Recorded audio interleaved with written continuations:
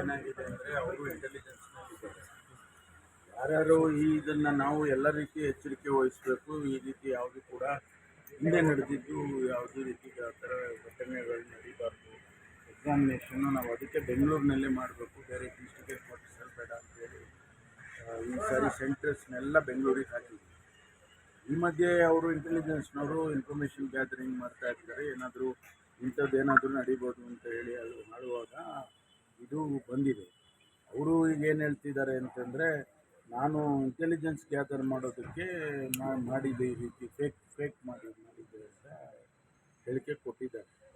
ಅದನ್ನು ವಿಚಾರಣೆ ಮಾಡ್ತಾಯಿದೆ, CCB ವಿಚಾರಣೆ ಮಾಡ್ತಾಯಿದೆ. ಅದು ನಿಜವಾ ಹೌದಾ ಅಥವಾ ಇವರೇನಾದರೂ ಸ್ಕ್ಯಾಮ್ ಮಾಡಿದ್ದಾರೆ ಅಂತ ಹೇಳಿ ವಿಚಾರಣೆ ಮಾಡ್ತಾಯಿದ್ದೀವಿ.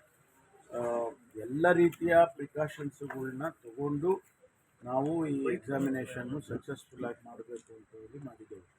ಏಕೆಂದರೆ ಈಗಾಗಲೇ ನೋಡಿ, ನಿಮಗೆ ಗೊತ್ತಿದ್ದಂಗೆ 3 ವರ್ಷ ಆಯಿತು. ಇಷ್ಟು ದಿವಸ ನಾವು ಒಂದು ರೆಕ್ರೂಟ್ಮೆಂಟ್ ಮಾಡೋದಕ್ಕೆ ಸರಿಯಾಗಿ ಆಗಲಿಲ್ಲ ಅಂತ ಹೇಳಿದರೆ ಸಿಸ್ಟಮ್ಮು ಇನ್ಮೇಲೆ ನಡೆಯೋದಿಲ್ಲ ಸರಿಯಾಗಿ. ಅದಕ್ಕೋಸ್ಕರ ಅದನ್ನು ನಾವು ಡಿಸ್ಪ್ರೂವ್ ಮಾಡಬೇಕು ಅಂತೇಳಿ ಇದು ಎಲ್ಲ ಮಾಡಿ ಕ್ರಮ ಮಾಡ್ತಾಯಿದ್ದೀವಿ. ಇದ್ರ ಬಗ್ಗೆ ಪರ್ಟಿಕ್ಯುಲರ್ಲಿ CCB ಎನ್ಕ್ವೈರಿ ಮಾಡ್ತಿದ್ದಾರೆ. ಅದಾದಮೇಲೆ ಏನು ಅಂತ ಗೊತ್ತಾಗುತ್ತೆ. ಏನಾದ್ರು ಇದ್ದರೆ ಕ್ರಮ ತಗೊಳ್ಳಿ. ಸರ್, ರಾಜ್ಯದಲ್ಲಿ ಕೈ ಸರ್ಕಾರ ಇದೆಯಾ ಅಥವಾ RSS ಸರ್ಕಾರ ಇದೆಯಾ ಅನ್ನೋಂಥ ಡೌಟ್ ಆಗ್ತಿದೆ ಅಂತ ಹೇಳಿ BK ಹರಿಪ್ರಸಾದ್ ಅವರ ವಿಚಾರಣೆಗೆ ಹೋಗಿದ್ರಂತೆ. ಸೊ ಹಾಗಾಗಿ ಮಾಡಿ ನೀವು ಯಾಕೆ ಈ ರೀತಿ ಮಾಡ್ತಾ ಇದ್ದೀರಾ ಅಭಿಪ್ರಾಯ ಹೇಳಿದ್ದಾರೆ, ನಾನು ಗಮನಿಸಿದ್ದೀನಿ. ಅಧಿಕಾರಿಗಳು ಅವ್ರ ಕೆಲಸ ಮಾಡಿದ್ದಾರೆ. ಅದ್ರ ಬಗ್ಗೆ ಹೆಚ್ಚು ನಾವು ಅದ್ರ ಬಗ್ಗೆ ಕಾಮೆಂಟ್ ಮಾಡೋದ್ರ ಬದಲು ಕಾನೂನಲ್ಲಿ ಏನು ಕ್ರಮ ತಗೊಳ್ಬೇಕು ಅದನ್ನು ಅಧಿಕಾರಿಗಳು. ಅವರಲ್ಲೇ ಮತ್ತೊಂದು ಪ್ರಶ್ನೆ ಇರ್ತಾರೆ, ಯಾಕಂದ್ರೆ ಅನಂತ್ ಕುಮಾರ್ ಹೆಗಡೆ ಬೇರೆಯವರು ಈ ತೀರಿ ವಿರುದ್ಧ ಮಾತಾಡೋರಿಗೆ ಕೊಟ್ಟಿಲ್ಲ, ಪಕ್ಷದವರು ಇದ್ದರಿಗೆ ಕೊಟ್ಟರು ಅಂತ. ಎಲ್ಲರಿಗೂ ಅನಂತ್ ಕುಮಾರ್ ಹೆಗಡೆಗೆ ಈಗಾಗಲೇ FIR ಆಗಿದೆ, ಆಯಿತಾ. ಪ್ರಭಾಕರ್ ಭಟ್ರಿಗೆ ಅವರಿಗೆ FIR ಆಗಿದೆ, ಚಾರ್ಜ್ ಶೀಟ್ ಆಗಿದೆ. ಆಮೇಲೆ ಎಲ್ಲರಿಗೂ ಕೂಡ ಮಾಡ್ತಾರೆ. ಕಾನೂನು ಎಲ್ಲರಿಗೂ ಒಂದೇ ಅಲ್ಲ, ನನಗೆ ಬೇರೆ ಇರುತ್ತೆ ಸರ್. ಕಾನೂನು ಬೇರೆ ಇರುತ್ತೆ ಸರ್, ಕಾಂಗ್ರೆಸ್ನಲ್ಲೇ ಒಳಸಂಚು ಮಾಡಿ ಅವರ ವಿರುದ್ಧ ಪಿತೂರಿ ಮಾಡ್ತಾ ಇದ್ದಾರೆ ಅನ್ನುವಂಥ ಮಾತನ್ನು ಕೂಡ ಹೇಳಿದೆ. ಯಾರೂ ಒಳಸಂಚು ಮಾಡಿರ್ತಕ್ಕಂಥದ್ದಿಲ್ಲ. ಯಾರೂ ಅವರಿಗೆ ತೊಂದರೆ ಮಾಡಬೇಕು ಅಥವಾ ಬೇರೆ ರೀತಿಯಲ್ಲಿ ಅವರಿಗೆ ರಾಜಕೀಯವಾಗಿ ಏನಾದರೂ ಇದು ಮಾಡಬೇಕು ಅನ್ನೋದು ಅದು ಇಲ್ಲಿ ಕಾಣಿಸ್ತದೆ. ಸರ್, ಒಳ ಮೀಸಲಾತಿ ವಿಚಾರಕ್ಕೆ ರಾಜ್ಯ ಸರ್ಕಾರ ಕೇಂದ್ರಕ್ಕೆ ಶಿಫಾರಸು ಮಾಡಿದೆ ಸರ್, 341. ಈಗ ಕೇಂದ್ರ ಸರ್ಕಾರ ಒಂದು ಸಮಿತಿ ಮಾಡಿದೆ ಸರ್, ಯಾವೆಲ್ಲ ಯಾವ್ಯಾವ ರಾಜ್ಯಗಳಿಂದ ಬೇಡಿಕೆ ಇದೆ ಅದನ್ನು ಜಾರಿ ಮಾಡುವಂಥ ಮನಸ್ಸು ಮಾಡಿದೆ. ಇಲ್ಲ, ನಾವು ಅದೇ ಕೇಳ್ತಾ ಇದ್ದೀವಲ್ಲ. ನೀವು ಸುಮ್ಮನೆ ಈಗ ಕೇಂದ್ರದ ಸಚಿವರೇ ರಾಜ್ಯಸಭೆಯಲ್ಲಿ ಹೇಳಿಕೆ ಕೊಡ್ತಾರೆ, ಇದು ಆಗೋದಿಲ್ಲ, ಇಂಟರ್ನಲ್ ರಿಸರ್ವೇಷನ್ ಕಾನ್ಸ್ಟಿಟ್ಯೂಷನಲ್ಲಿ ಸಾಧ್ಯ ಅಂತ ಅವರೇ ಹೇಳಿಕೆ ಕೊಟ್ಟಿದ್ರು.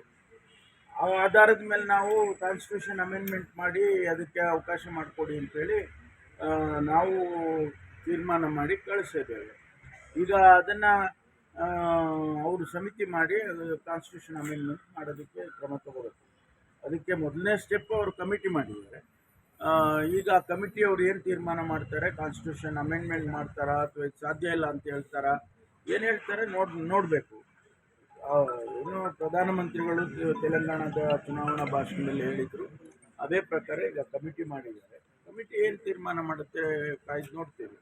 ನಾವು ರೆಕಮೆಂಡೇಶನ್ ಅಂತೂ ಇಲ್ಲಿಂದ ತೀರ್ಮಾನ ಅಂತೂ ಮಾಡಿದ್ದೇವೆ. 341 ಸಬ್ಸೆಕ್ಷನ್ 3 ಅಮೆಂಡ್ ಮಾಡಬೇಕು ಅಂತೇಳಿ. ಅದನ್ನು ಅವ್ರು ಮಾಡಿಕೊಟ್ರೆ ಆನಂತರ ನಮ್ಮ ರಾಜ್ಯದಲ್ಲಿ ನಾವು ಇಂಟರ್ನಲ್ ರಿಸರ್ವೇಷನ್ ಮಾಡೋದಕ್ಕೆ ಸಾಧ್ಯ.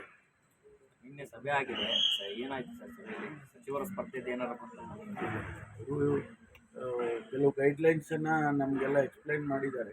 ಹೈಕಮಾಂಡಿಂದ ನಮ್ಮ ಸ್ಕ್ರೀನಿಂಗ್ ಕಮಿಟಿ ಇದೆ, ಸ್ಕ್ರೀನಿಂಗ್ ಕಮಿಟಿ ಅಧ್ಯಕ್ಷರು ಹರೀಶ್ ಚೌಧರಿ ಅಂತೇಳಿ, ಅವರು AICC ಸ್ಕ್ರೀನಿಂಗ್ ಕಮಿಟಿ ಅಧ್ಯಕ್ಷರು, ಅವರೆಲ್ಲ ಬಂದಿದ್ದರು. ಗೈಡ್ಲೈನ್ಸನ್ನು ಎಕ್ಸ್ಪ್ಲೈನ್ ಮಾಡಿದ್ದಾರೆ. ಈಗ ಕ್ಯಾಂಡಿಡೇಟ್ ಫೈನಲೈಸ್ ಮಾಡಬೇಕು. ನಾವೇ